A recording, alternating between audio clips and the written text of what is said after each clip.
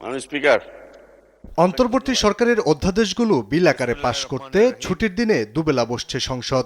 শুক্রবার সকালে স্পিকার হাফিজউদ্দিন আহমদ বীর বিক্রমের সভাপতিত্বে শুরু হয় অধিবেশন। আসসালামু আলাইকুম।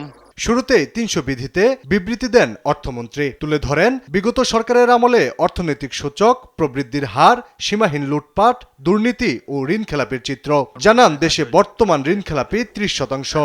বিগত ১৬ বছরে ফ্যাসিবাদী সরকার অর্থনীতিতে সীমাহীন দুর্নীতি, লাগামহীন লুটপাটের মাধ্যমে অর্থনীতিকে ধ্বংসের দ্বারপ্রান্তে নিয়ে দাঁড় করানোর পাশাপাশি সামাজিক ও প্রাতিষ্ঠানিক খাতকে অকার্যকর করে দিয়েছে।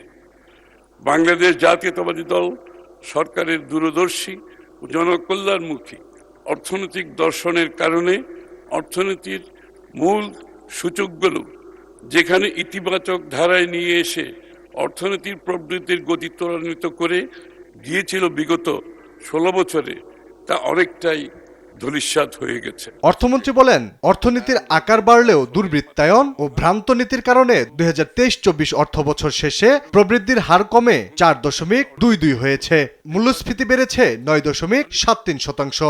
এই জন্য সরকারের উন্নয়নের অন্যতম স্লোগান হল ২০৩৪ সালের মধ্যে $1 ট্রিলিয়ন অর্থনীতিতে পরিণত করা। আমাদের বর্তমান লক্ষ্য হল মূল্যস্ফীতি নিয়ন্ত্রণ, মূল্যস্ফীতি ৫ থেকে ৬% নামিয়ে আনা, পাচার হওয়া অর্থ ফিরিয়ে আনা। আমরা ইতিমধ্যে আন্তর্জাতিক সংস্থাগুলোর সাথে যোগাযোগ শুরু রেখেছি, এই কাজ এগিয়ে চলছে। মধ্যপ্রাচ্য যুদ্ধের কারণে সৃষ্ট অর্থনৈতিক পরিস্থিতি মোকাবিলা সরকারের জন্য বড় চ্যালেঞ্জ বলে জানান অর্থমন্ত্রী।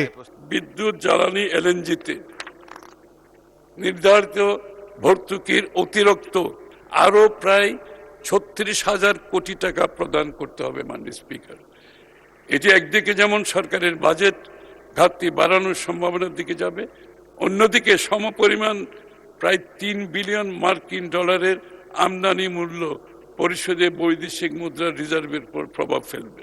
সকালে অধিবেশনে ব্যাংক আমানত সুরক্ষা বিল, বাংলাদেশ শিল্পকলা একাডেমি সংশোধন বিল এবং বরিশাল, কুমিল্লা, নারায়ণগঞ্জ, ময়মনসিংহ, রংপুর উন্নয়ন কর্তৃপক্ষ বিল সহ মোট ১০টি বিল সংসদে পাশ হয়। আমার মনে হয় হ্যাঁ জয়যুক্ত হয়েছে, হ্যাঁ জয়যুক্ত হয়েছে, হ্যাঁ জয়যুক্ত হয়েছে। আলী আক্কাস, আকাশ, দেশ টিভি, ঢাকা।